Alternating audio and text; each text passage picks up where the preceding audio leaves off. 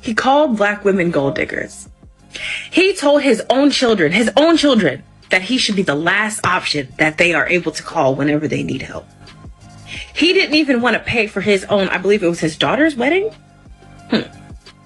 He was a willing participant. He was a willing participant in every single thing that he did, and I don't feel sorry for him. The universe sent him signs. Cat Williams tried to warn him. He said it takes 2 weekends. Monique tried to warn him that him now, at the age of 57, shouldn't be messing with a girl that is, 36 years younger than him? And he didn't listen. And he kept it going. And now he has lost his entire... Like you, man, y'all get... to a deafening roar.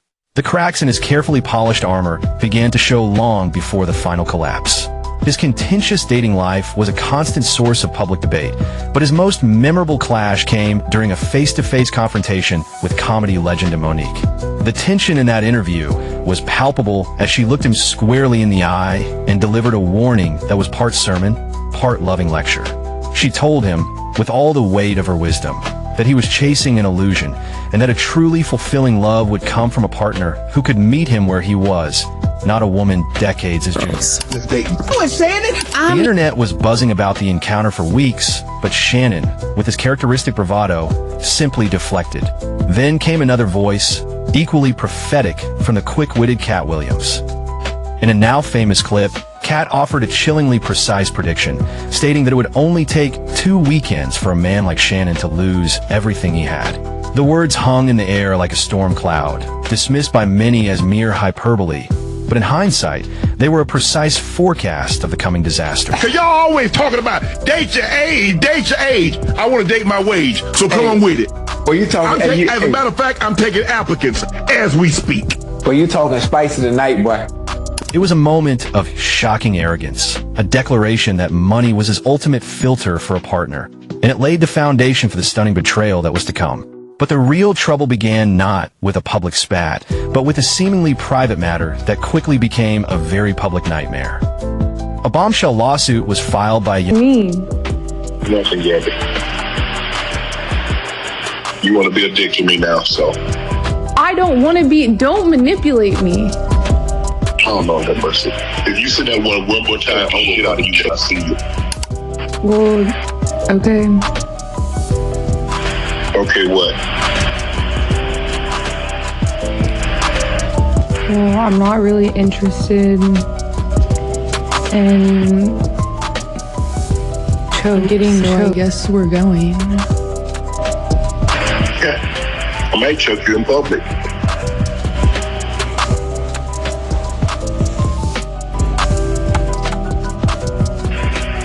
Big black guy chokes small white woman.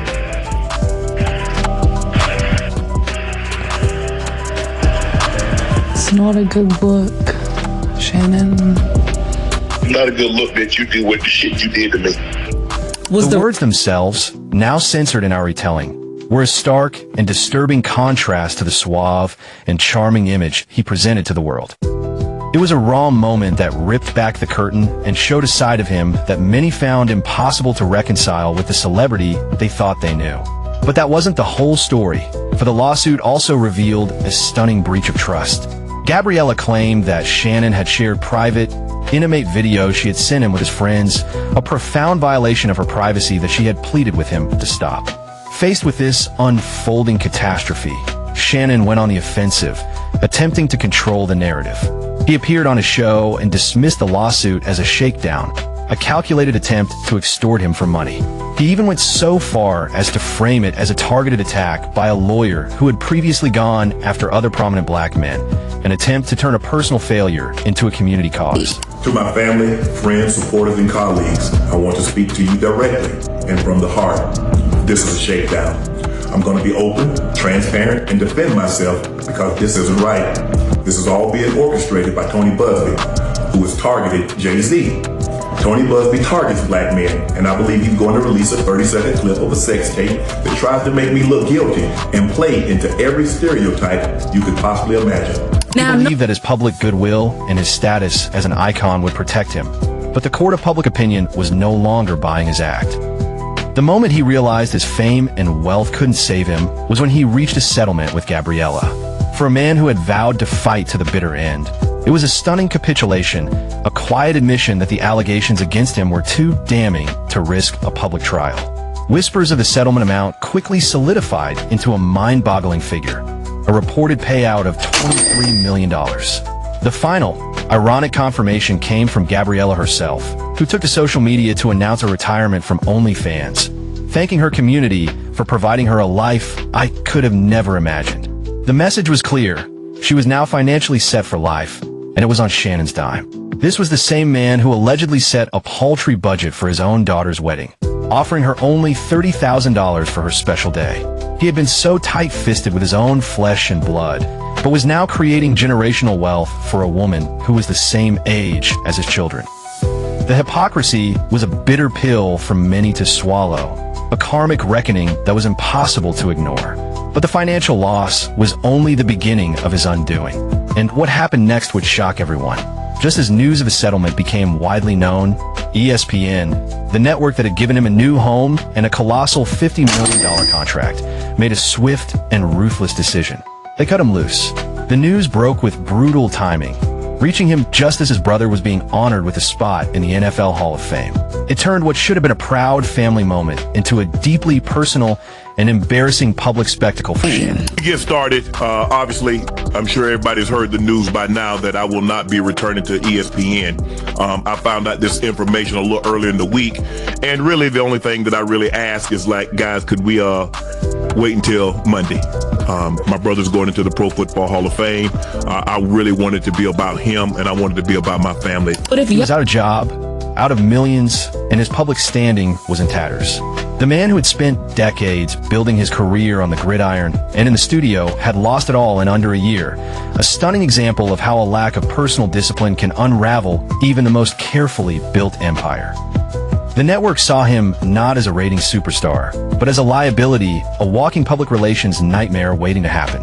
The finality of all was a brutal lesson in consequences. The story, however, was far from over. As he attempted to pick up the pieces, focusing all his energy on his podcast, a new legal storm gathered. Another lawsuit, this time for a staggering $20 million, was filed against him for libel and defamation. This new claim stemmed from comments he had made on his show, proving that his problems weren't isolated to his private life, but were now bleeding into his professional one. It was a clear sign that the legal battles were far from finished, and that his future would be defined by courtroom appearances and legal fees. He is no longer the media king, but a man fighting for his career on a single platform, with his main source of income under constant threat. He is a cautionary tale, a powerful reminder that even the most celebrated among us are not immune to the consequences of our choices. He once scoffed at warnings and believed his fame and fortune would shield him, but now he is left with only a fraction of what he once had. The man who was once a titan now stands as a stark lesson in hubris and the painful price of ignoring the red flags that were waved right in his face. What do you think about Shannon Sharpe's incredible and heartbreaking journey? Did he have this coming, or was he a victim of his own success? Share your thoughts in the comments below, and if you want to keep up with more shocking stories and deep dive analysis like this, be sure to hit that like and subscribe button and check out all the other amazing content on our channel. The downfall of Shannon Sharpe serves as a powerful reminder that sometimes the most devastating blow isn't delivered by an opponent, but is the result of our own actions.